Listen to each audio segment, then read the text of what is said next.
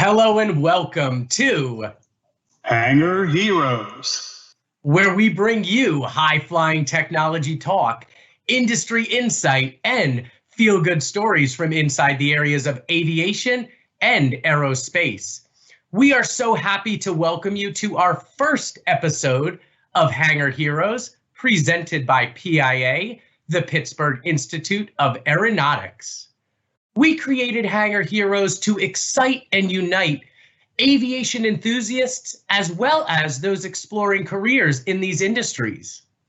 On today's episode, People on Mars, when are we going to see it? We are joined by our special guest from Ember Air, Daryl Stern, talking about some amazing modern marvels of aircraft technology, like the Praetor 600, which has some wondrous features that he'll fill us in on, as well as, of course, our Hangar Heroes, where we honor men and women making the world a better place through their contributions to aeronautical industries. And we even have aviation trivia that you, the viewer, can play along with. So 3, 2, 1, we have liftoff. My name is Brandon Weiss, and I am your host, joined by my co-host, a man working on 40 years experience in the aviation admissions field, inspiring the success stories of this industry, the legend, Bob Allison. Well, good afternoon, ladies and gentlemen. And a little bit about me. As Brandon said, I've been with PIA in the admissions department for going on 40 years.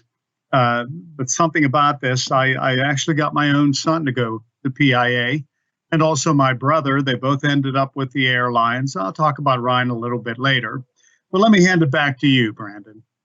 Thank you so much, Bob. Like Bob, I also work at PIA in admissions, and I couldn't be more excited to work in such a wonderful technology field. But even more so, I couldn't be more honored that I get to inspire and empower people by shining a light on this amazing industry. Bob, let's dive right in. What is your most interesting industry insight you've heard this week? Well, I wanted to talk about Blue Origin, and it's a company owned by Jeff Bezos. And you're probably familiar with him because he owns Amazon.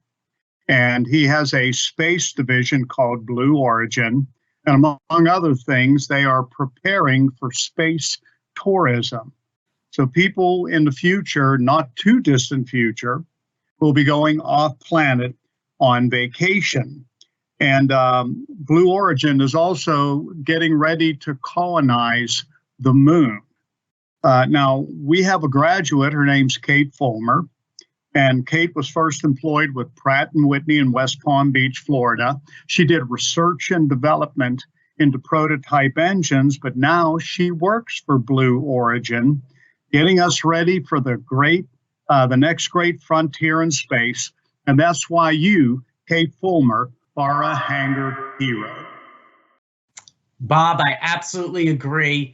I love how classic pieces of Americana, like the Jetsons flying car or Marty McFly's hoverboard, which were once science fiction, are now part of our current technological reality, which leads me to my most interesting industry insight, which is GE just last week investing $100 million to their commitment to flying car technology, entering in the arena with Uber Elevate, creating that friendly competition like Bezos and Musk in the space race, reminiscent of Ford versus Ferrari, as society just forges forward in these astonishing technological ways. It had me feeling reflective because just last week on October 1st, NASA celebrated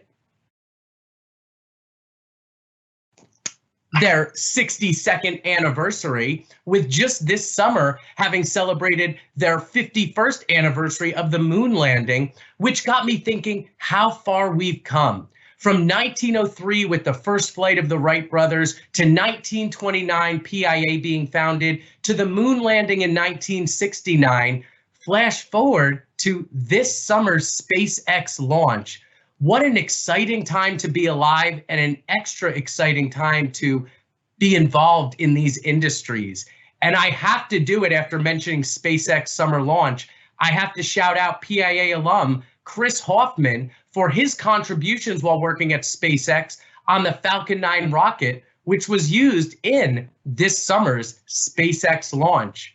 Chris, you and everyone at SpaceX for helping humanity forge forward are absolutely Hangar Heroes.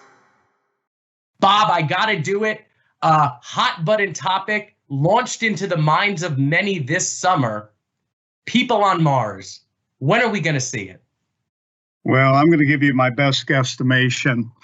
And I'm going to say probably it's going to be another 20 years before we actually colonize Mars.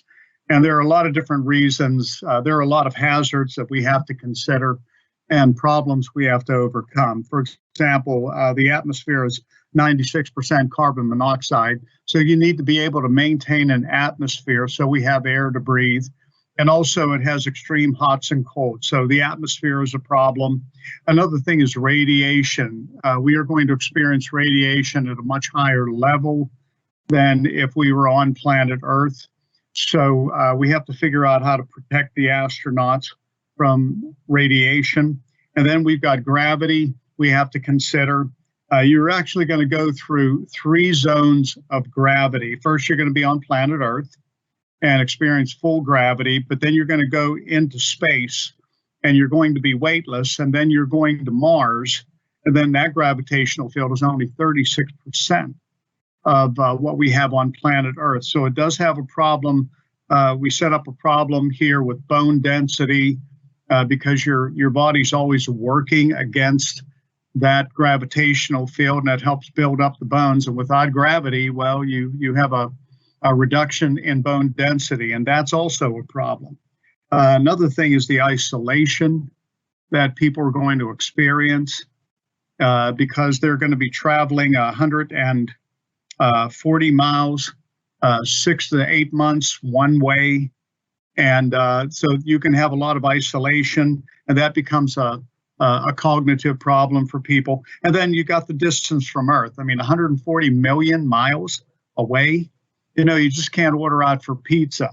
Okay, so you have to have you have to take everything you need with you to supply your needs on Mars, and you have to get ready for all the medical contingencies. So there's a lot of problems here. So I think basically what's going to happen is within the next 10 years, we're going to colonize the moon, and we're going to go to school on the moon as to how to colonize other planets. But I believe within 20 years, we're going to be a multi-planet species. Bob, I love to hear that. And if I couldn't order pizza, that would definitely psychologically affect me. But in all seriousness, there are definitely hurdles to hop. But it seems like some of the technology you talked about, colonizing Mars, some of what I mentioned with flying cars, will lay the foundation for this being possible. And as always, Bob, you are exactly on point. You gave a guess of 20 years, which would put us right at the back end of 2040. All the industry insight I've seen recently puts it at 2033, 2039, within that range. I'm a little bit more optimistic. I'm going to guess, if I'm forced to, 2034. But what an exciting story that we will definitely stay on top of as it continues to evolve. Our next segment, our hearts go out to anyone and everyone in this world dealing with the pandemic. And because of it, there's a lot of necessary negative news and tough stories to take. So it was very important for Bob and I to have a segment where we share some feel-good stories, some people and organizations that are stepping up during this pandemic, especially to serve, help, and benefit humanity. So Bob, what is your feel-good story of the week? Well, I wanted to talk about Zipline, and they are a company out of San Francisco, California, and they use all electric drone aircraft, and Zipline delivers critical and life-saving products precisely where and when they are needed. Things like injectables, pharmaceuticals, and most important, blood. Zipline believes that where you live shouldn't determine if you live. Okay, for example, Zipline has a contract with the government of Rwanda, which is known as the land of 1,000 hills. And because of the poor ground infrastructure, it would take hours to get blood. And more often than not, the patient would die. Well, Zipline cut that down to minutes, flying automated drones that would parachute the blood down in an impact container. And because they can get the blood there much quicker, Zipline saves lives every day. And that's why the people of Zipline are Hangar Heroes. And if you're interested, there's a TED Talk about Zipline that you can view on YouTube. Bob, I love that because technology is at its best when it serves and helps humanity. And we are definitely cut from the same cloth because we come up with our feel-good stories separately. But mine also marries the aviation industry with the medical industry coming together to better and save lives. My feel-good story revolves around Stat Medevac.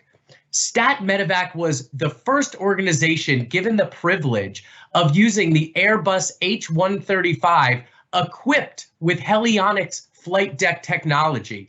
Helionics is an avionics system that was developed in partnership with pilots and AMTs to create a more seamless, user-friendly system, which is so valuable in difficult transport, such as medical transport. This customized H-135 has clamshell doors, which allows for easier loading of patients and medical supplies, as well as a more spacious interior, which allows 3 to 5 medical professional surgeons to be transported. And as we know, Stat Medevac has done some amazing work pre-pandemic, but them rolling out this technology and being the first to use it last November couldn't have come at a better time with the pandemic coming shortly after that, because they have really stepped up at a time where transporting a person to a hospital when hospitals were full made all the difference in the care they would get. Also, transporting medical supplies that were needed and difficult to get. With that said, I have to do it. I have to shout out Sam Brisky, who currently works at Stat Medevac, repairing, fixing, and making sure their aircraft is working optimally so they can go out and save the countless lives that they have. So Sam, you and everyone at Stat Medevac absolutely are Hangar Heroes. And if I can input something on that, you know, we hear about the life flighting, but we also fly internal organs, blood products, surgical teams, and pharmaceuticals 24 hours a day all over the country and into other parts of the world. So the aviation industry gives high support to the medical industry, not only in the United States, but throughout the world. We have a fun little segment next that you, the viewer, can play right along with, and it is our aviation trivia question of the day. And today's aviation trivia question is, I'm looking for the name of the man that was the mechanic for the Wright brothers, a man who is considered the forefather of aviation maintenance, a man whose birthday falls on May 24th, which, because and in honor of him, is also AMT Day, Aviation Maintenance Technician Day, to honor him. So your trivia question is, who is the man that is considered the forefather of aviation maintenance? We will touch back with that answer shortly, but how far we have come from those humble beginnings in 1903 with the Wright brothers to some of the amazing aircraft that we have today, like Embraer Air, their Praetor 500 and 600. With that said, I would love to welcome our special guest for today, a man with over 35,000 followers on LinkedIn, a man with 22 years aviation industry experience, Mr. Daryl Stern from Embraer Air. Daryl, we are so excited and happy to have you with us today, as I know our audience is excited to hear what you have to share. So let's dive right in. Embraer Air's Praetor 600 is a wondrous example of modern aircraft technology. Could you fill us in on some of its features? Absolutely, Brandon. First and foremost, thank you for the opportunity and invitation to be here today with you and with the rest of the staff and administration and faculty. The Praetor 600 and Praetor 500 is Embraer's newest, it's part of our newest fleet that came out in 2018 to stay competitively, not only within the right price point, but also from a competitor standpoint, and also in terms of technology. We had to do something that was a little bit different than what our competitors are doing today. So the Praetor 500 and 600 specifically not only offers the right price point to the customers, but it has some of the most sophisticated technology, including all fly-by-wire. It has some of the best avionics from a system control standpoint. Comfortability within our interiors makes it unbelievable for our customers to fly from point to point in longer durations than ever before. It has what we call a bossa nova interiors, and bossa nova is sort of like a Greek word for being on a Roman beach or on a beach in Rio de Janeiro. It gives you the feel of just kind of sort of just wavering and enjoying the experience of traveling in luxury. And when these came out in 2018 and went to market in 2019, the response from the market has been overwhelming. As a matter of fact, these aircrafts are built both in Brazil. They are flown up from Brazil to Melbourne, Florida, where we actually do the completion of the Praetor 500 and 600. And when I refer to completion, I'm talking about doing the interiors, doing the paint of the aircraft, doing not the assembly, none of the stuff related to the technology piece of it, just the back end piece of it. And then it's delivered right out of Melbourne to our customers here in the US, and where our customers from all over the world come to Melbourne, not only for the Praetor 500 and Praetor 600, but for our entire fleet, whether or a Praetor 300. I think right now is the most technologically exciting time to be alive, and you guys are definitely leading the charge with that. You brought up your business executive jets. Could you fill us? Is a company having a luxury jet or an executive jet simply a luxury or a necessity for that company? Great question, Brandon. I think it's a combination of both, right? So we're seeing a lot of business being actually picked up because a lot of individuals, especially the corporations, but more importantly, those individuals who are high net earners or have the financial structure and stability, don't want to fly commercially. They don't want to go through all the nuances that today when flying commercial requires you to do. So we're seeing our jets in terms of execution and those that are selling out on the market doing better so now than ever before. So it's an incredible time and opportunity where people still today financially are still buying jets more so than ever before. It's just that if you're looking to buy a jet, you're in a better spot now than you probably were just 6-7 months ago, because you have a little bit more bargaining power. You probably have the power of influence. And as long as we continue to put aircraft in the air, companies like Embraer are still going to continue to be successful. I feel very fortunate that I get to empower and inspire people into an industry that is full of passionate people. I always say, by all means, you want a career that can financially provide for you. But if you can marry passion and an enjoyment in that employment, that is one of the greatest gifts we can give ourselves. And thank you for serving as an excellent example of that, someone who identified a passion and transitioned that passion into a career. We're very similar. I would stare up at planes as a kid in awe of them, or watch a science fiction movie, which we talked about earlier. We've seen that come to actual fruition in our modern world right now with technology. So love to see that. And Brandon, it's crazy. Because I took my daughter who's 15. She loves traveling and loves aviation. So I started around the age. I took her down to in Orlando, Florida, and I take her down to the MCO. We go down to MCO and we watch planes take off. We love watching the planes land and take off. The same way my dad did to me when I was younger, I'm doing it to my daughter. Now she wants to go into aviation. I tell people, listen, depending on what you do, you may not become the richest person in the world, but I can tell you, you're going to love what you do every single day, depending on what you do in aviation.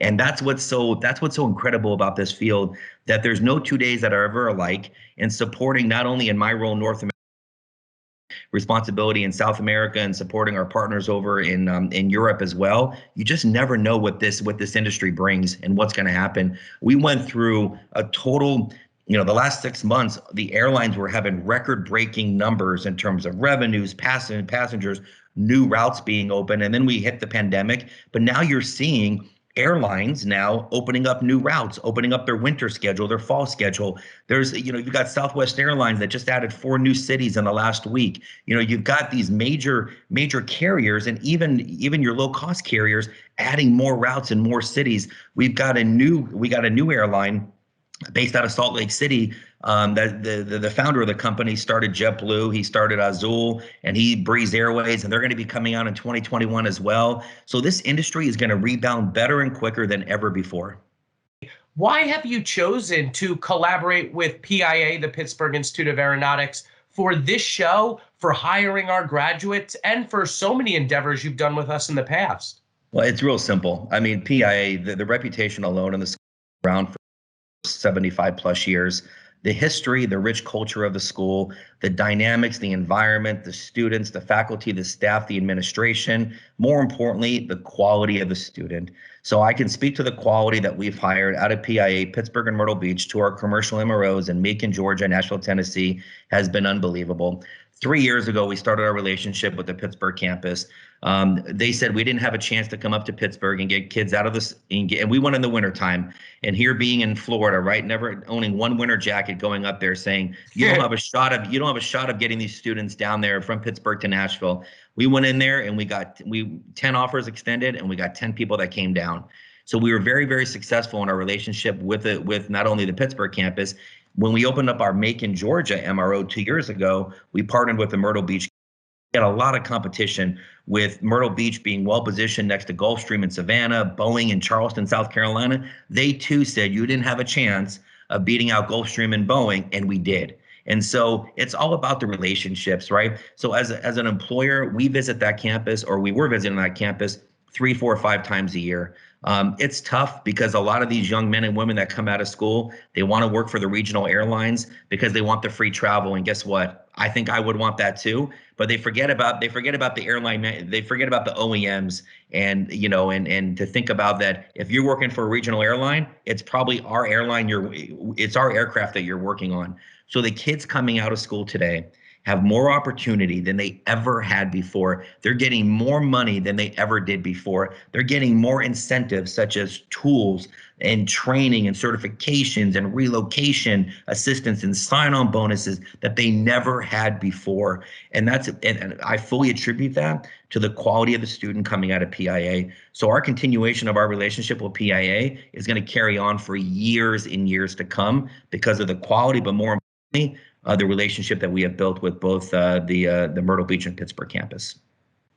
Find a passion, pursue a passion. You embody that, Daryl, and that is what this industry is all about. Passionate people and cutting edge technology. Thank you so much. And I'm going to stay on top of all Ember Air has in the future to roll out. All right. Thanks, Brandon. Have a great day, Daryl. Thank you. You too. Bye-bye now. Well, if I could add something on to that, Brandon, I was talking to some of the technicians, the AMPs on our corporate airport, and they said that when their aircraft leave the country, they put a technician on board. And that way, if they get out in the middle of another country and they need something done to that aircraft, they have a technician that's familiar with the aircraft. And what's kind of neat, I think, about that job is you get to travel with the executives, you stay in some pretty nice hotels, and you get to see the world. And if I'm not mistaken, they're paid very well for what they do. And what's kind of nice for them too is everybody takes turns traveling, so that not one person does all the traveling, and they can have a home life and be with their families on a consistent basis, but they still get to do all that really neat traveling. See the world while benefiting the world. I don't know if you get a better combination than that.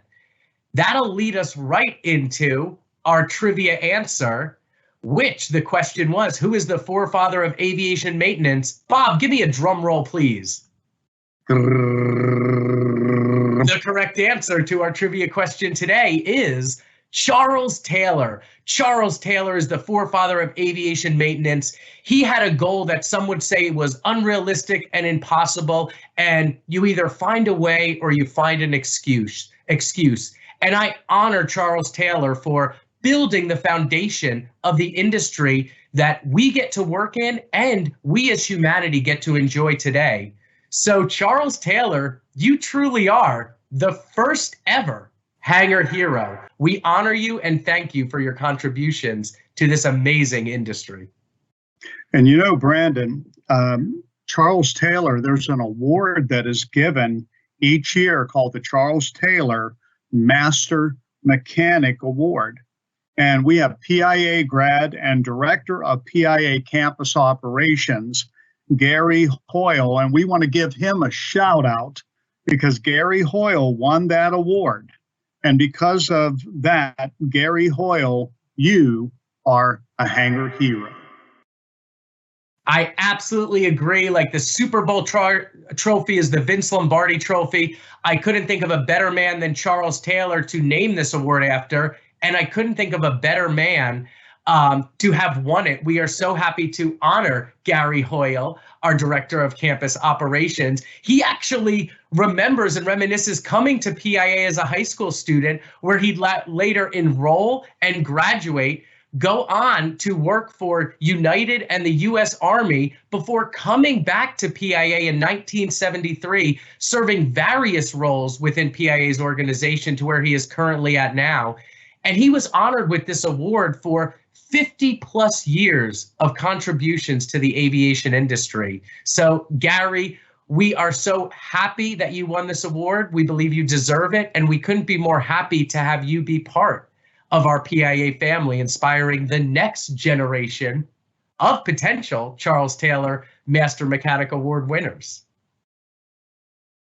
I would love now, Bob, to pick your brain, as I do, almost to the point of perhaps annoying you, but you have such gold that you can share from firsthand insight and experience that you've seen. So what I'd like to ask you is, could you speak a little bit on the current climate regarding COVID, as well as some of the career paths and success stories that you've seen graduates go into?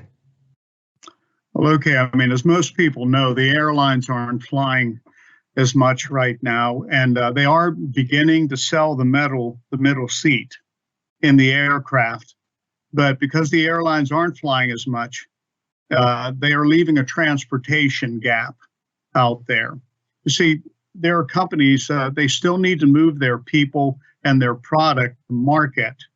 And because the airlines aren't flying as much, they have had to turn to what we call the general aviation industry.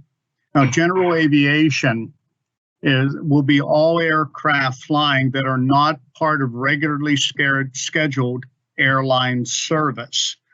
Okay, for example, agricultural aircraft, helicopters that are used to service offshore oil and gas rigs, or the helicopters that we use to fly linemen in to perform the maintenance on our electrical system and keep the lights on in our homes.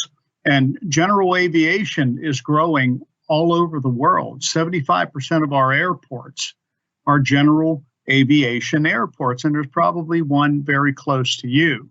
Now, here's another thing, and that is 76% of all the aircraft technicians are over the age of 50, and they're reaching retirement age. In fact, 1 out of 3, or 33%, of the technicians that are on the flight line right now can retire today. Now, there's one final thing, and it's this. If you can work on an aircraft, you can work on anything. Okay, my son, for example, he worked on airplanes for 13 years. And then he said, Dad, I'm going to go work on elevators. And he did. And it's a wonderful job. And he does get paid a substantial amount of money to do that. But we have graduates that work on locomotives, they work on roller coasters or animatronics for Universal in Florida. They work for power companies. They work on windmills, hospital diagnostic equipment, robotics, heavy ground moving equipment, and the list goes on and on. And what's kind of different from when I started in aviation is that we now have companies that are specifically, well, they're not a part of aviation, but they are specifically targeting aircraft maintenance schools because they know the level of technician they're going to get out of those schools. And we now have people actually going to PIA that have no intention of working in aviation, and they know they're still going to get a job.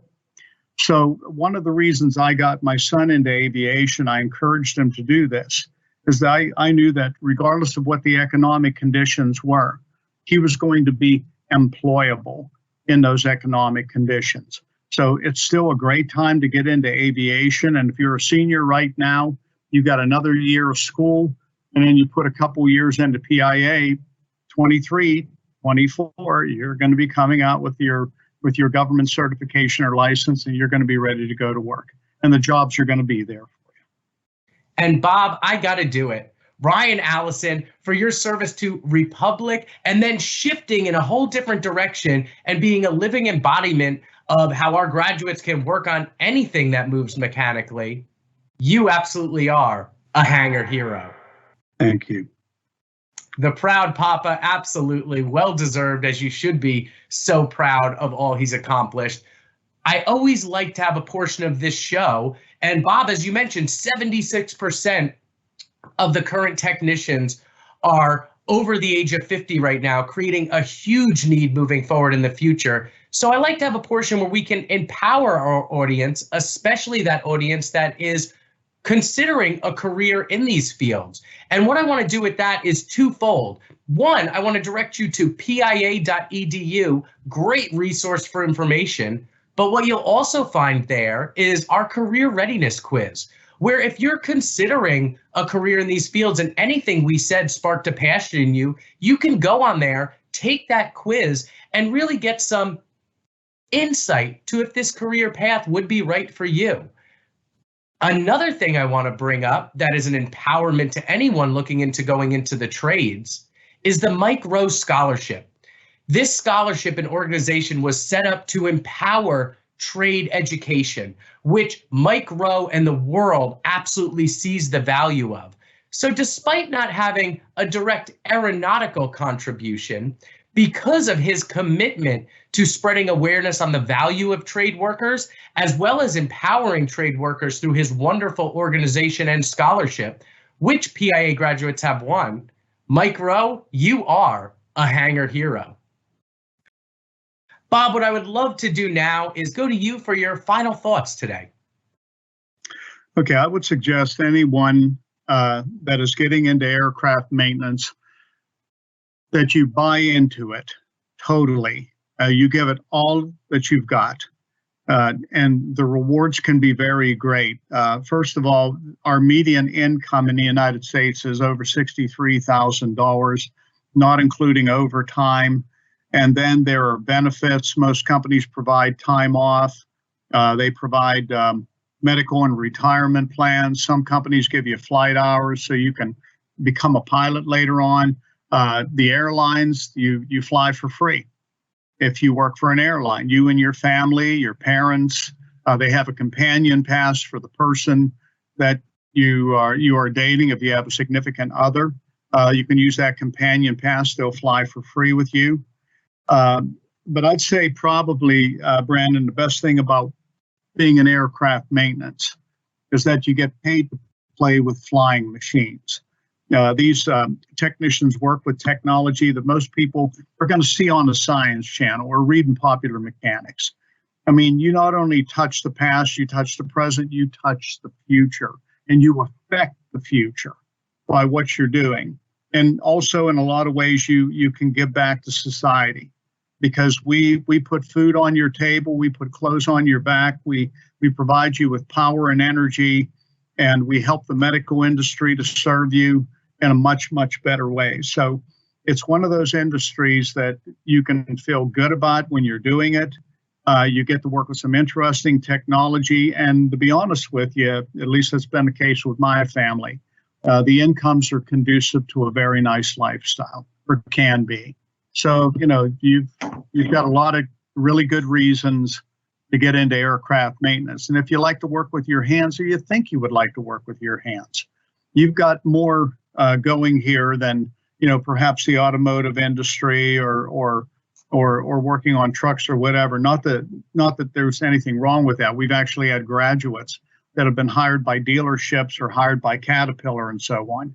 But it gives you so many more options. You've got all of the mechanical devices and technology, but you also have a lot of opportunities in aviation that someone that's trained to be an auto tech is not permitted to do. We can go take their jobs, but they can't come and take ours because you need to be certified or licensed by the federal government to work on aircraft. Bob, you spoke of past, present, and future, and whether it's at PIA or inside the industry, we are so proud of our past. We are excited about the opportunities we can offer in the present, but we are equally excited about the future, which brings me to my final thought, which one of my unintentional adult hobbies, bird watching. Unintentional because I simply set up a feeder in my backyard. We have a nice little window that overlooks an overarching tree, and I love to see the birds come and feed off it. Blue jays, cardinals, woodpeckers, finches, but even more so, I like to see them land and take off. Why?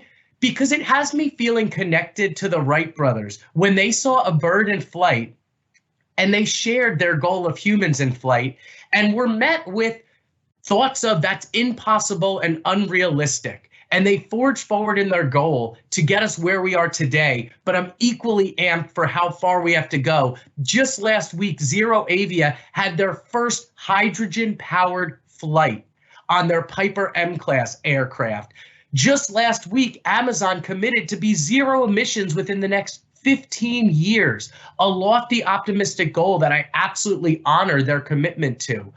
So it just really had me thinking of how far we've come, but how far we still have to go. And just like a plane needs fuel to take off, this industry needs fuel. And that is aviation maintenance technicians. They are the fuel of this industry. So I'm looking for that next generation of AMTs to step up and help us forge forward into some of the amazing technology that we talked about today. So with that said, I will leave you with this. Carpe Cilium. Seize the sky. Thank you, folks. Have a great day. Thank you for being a part of this. Have a great day, crew. This is Bob and Brandon signing off.